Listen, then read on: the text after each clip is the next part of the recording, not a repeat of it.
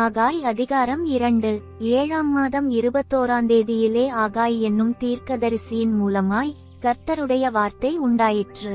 அவர் நீ செயல்தியேலின் குமாரனாகிய செருபாபேல் என்னும் யூதாவின் தலைவனோடும் யோத்சதாக்கின் குமாரனாகிய யோசுவா என்னும் பிரதான ஆசாரியனோடும் ஜனத்தில் மீதியானவர்களோடும் சொல்ல வேண்டியது என்னவென்றால், இந்த ஆலயத்தின் முந்தின மகிமையை கண்டவர்களில் உங்களுக்குள்ளே மீந்திருக்கிறவர்கள் யார்?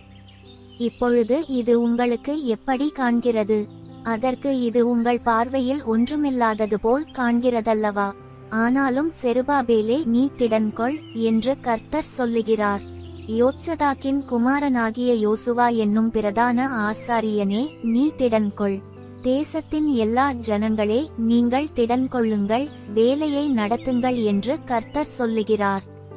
நான் உங்களுடனே இருக்கிறேன் என்று சேனைகளின் கர்த்தர் சொல்லுகிறார். நீங்கள் எகிப்திலிருந்து புறப்படுகிறபோது நான் உங்களோடே உடன்படிக்கை பண்ணின வார்த்தையின்படியே என் ஆவியானவரும் உங்கள் நடுவில் நிலை கொண்டிருப்பார். பயப்படாதேயுங்கள், சேனைகளின் கர்த்தர் சொல்லுகிறார். கொஞ்ச காலத்துக்குள்ளே இன்னும் ஒரு தரம் நான் வானத்தையும் பூமியையும் சமுத்திரத்தையும் வெட்டாந்தரையையும் அசைய பண்ணுவேன். சகல ஜாதிகளையும் அசைய பண்ணுவேன். சகல ஜாதிகளாலும் விரும்பப்பட்டவர் வருவார். இந்த ஆலயத்தை மகிமையினால் நிறைய பண்ணுவேன் என்று சேனைகளின் கர்த்தர் சொல்லுகிறார். வெள்ளியும் என்னுடையது, பொன்னும் என்னுடையது என்று சேனைகளின் கர்த்தர் சொல்லுகிறார். முந்தின ஆலயத்தின் மகிமையை பார்க்கிலும் இந்த பிந்தின ஆலயத்தின் மகிமை பெரிதாயிருக்கும் என்று சேனைகளின் கர்த்தர் சொல்லுகிறார். இவ்விடத்தில் சமாதானத்தை கட்டளையிடுவேன் என்று சேனைகளின் கர்த்தர் உரைக்கிறார் என்று சொல் என்றார். தரியுவின் 2ஆம் வருஷம் 9ஆம் மாதம் 24ஆம் தேதியிலே ஆகாய் என்னும் தீர்க்கதரிசியின் மூலமாய் கர்த்தருடைய வார்த்தை உண்டாயிற்று. அவர், ஒருவன் தன் வஸ்திரத்தின் தொங்கலிலே பரிசுத்த மாம்சத்தை கொண்டு போகையில் தன் வஸ்திரத்தின் தொங்கல் அப்பத்தையாகிலும் சாதத்தையாகிலும் திராட்சரசத்தையாகிலும் எண்ணெயையாகிலும் மற்றெந்த போஜன பதார்த்தத்தையாகிலும் தொட்டால் அது பரிசுத்தமாகுமோ என்று நீ ஆசாரியரிடத்தில் வேத நியாயத்தை பற்றி கேள் என்று சேனைகளின் கர்த்தர் சொல்லுகிறார் என்றார். அதற்கு ஆசாரியர்கள் பிரதியுத்தரமாக, பரிசுத்தமாகாது என்றார்கள். பிணத்தால் தீட்டுப்பட்டவன் அவைகளில் எதையாகிலும் தொட்டால் அது தீட்டுப்படுமோ என்று ஆகாய் பின்னும் கேட்டான். அதற்கு ஆசாரியர்கள் பிரதியுத்தரமாக, தீட்டுப்படும் என்றார்கள். அப்பொழுது ஆகாய், அப்படியே இந்த ஜனங்களும் இந்த ஜாதியாரும் என் சமூகத்தில் இருக்கிறார்கள் என்று கர்த்தர் சொல்லுகிறார். அவர்களுடைய கைகளின் எல்லா கிரியைகளும் அப்படியே இருக்கிறது. அவர்கள் அங்கே கொண்டு வந்து படைக்கிறதும் தீட்டுப்பட்டிருக்கிறது.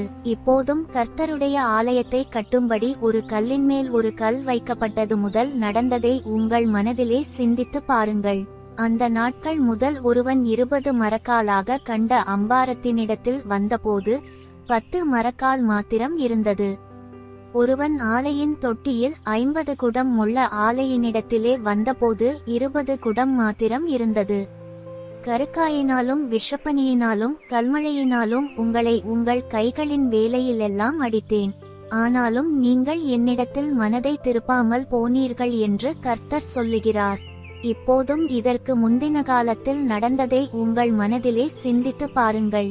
9ஆம் மாதம் 24ஆம் தேதியாகிய இந்நாள் முதல் கர்த்தருடைய ஆலயத்தின் அஸ்திபாரம் போடப்பட்ட அந்நாள் வரைக்கும் சென்ற காலத்தில் நடந்ததை உங்கள் மனதிலே சிந்தித்து பாருங்கள். களஞ்சியத்தில் இன்னும் விதைத்தானியம் உண்டோ?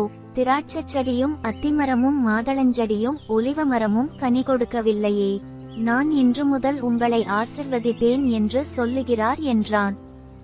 24ஆம் தேதியாகிய அந்நாளிலே கர்த்தருடைய வார்த்தை 2ஆம் விசை ஆகாய் என்பவனுக்கு உண்டாகி, அவர், நீ யூதாவின் தலைவனாகிய செருபாபேலோடே சொல்ல வேண்டியது என்னவென்றால், நான் வானத்தையும் பூமியையும் அசைய பண்ணி ராஜ்யங்களின் சிங்காசனத்தை கவிழ்த்து ஜாதிகளுடைய ராஜ்யங்களின் பெலத்தை அழித்து ரதத்தையும் அதில் ஏறியிருக்கிறவர்களையும் கவிழ்த்து போடுவேன். குதிரைகளோடே அவைகளின் மேல் ஏறியிருப்பவர்களும் அவரவர் தங்கள் தங்கள் சகோதரனின் பட்டயத்தினாலே விழுவார்கள். சேனைகளின் கர்த்தர் சொல்லுகிறார். செயல்தியேலின் குமாரனாகிய செருபாபேல் என்னும் என் ஊழியக்காரனே, உன்னை நான் அந்நாளிலே சேர்த்துக்கொண்டு உன்னை முத்திரை மோதிரமாக வைப்பேன் என்று கர்த்தர் சொல்லுகிறார். நான் உன்னை தெரிந்து கொண்டேன் என்று சேனைகளின் கர்த்தர் உரைக்கிறார் என்று சொல் என்றார்.